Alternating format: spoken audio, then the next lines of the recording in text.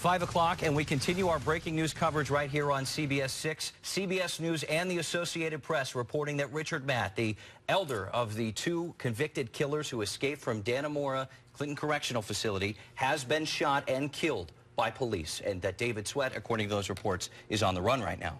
Right now, authorities continue to search for Sweat in Malone, New York. That's about 11 miles from Owl's Head, New York, where some evidence was found earlier in the week suggesting that these two were in that area. And we have our coverage now with Jennifer Lukey, who was on the ground there in the beginning stages, and you go back there every once in a while because, unfortunately, this has been a 3-week-long search. What are you hearing, and what do you think led up to this? What are you hearing? Well, today, New York State Police had a press conference earlier today. If you've been watching us throughout the day, we broke in with that coverage, and basically what they said is that they had found evidence in a second cabin yesterday and then in a field this morning that definitely proved that these two inmates had been in Malone. They had broken into a cabin there. They had left a few items behind. They had taken a few items with them. We weren't told what those items were, but police were pretty sure that based on that evidence, they'd be able to track them more definitively, and it appears tonight that they have. This is just a small piece of sound from that press conference earlier. They have some basic supplies that you might find in a hunting cabin. They have taken some items with them that may assist them. They've dropped some items and left something behind that aids in our search effort that we've collected and submitted to the lab.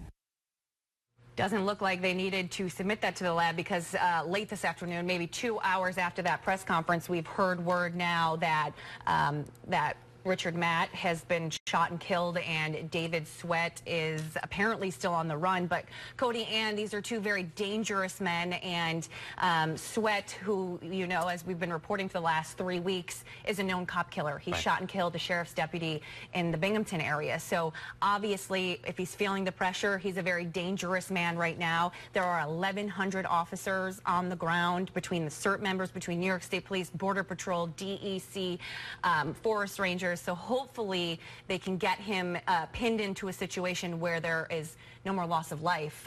But we're still waiting to hear on developments about that. Yes, certainly hope for a best case scenario here. We want to show you a map just to give you a little bit of a better picture on where this is right now. They are in, from most of the reports we're hearing, around the Malone area, right, Jen? Yeah, they may be a little north of that. Today at the press conference, the state police said that they believed that they were traveling primarily at night and they were heading for the Canadian border, which you can see on that map is very close.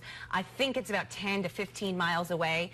But that Owl's Head that you see on the map, that's where they found DNA evidence in the first cabin that they broke into. That's about 20 miles away from the prison and about 11 miles away from Malone, which is where they found the evidence today. And then the field, they found some evidence in a field near there this morning. And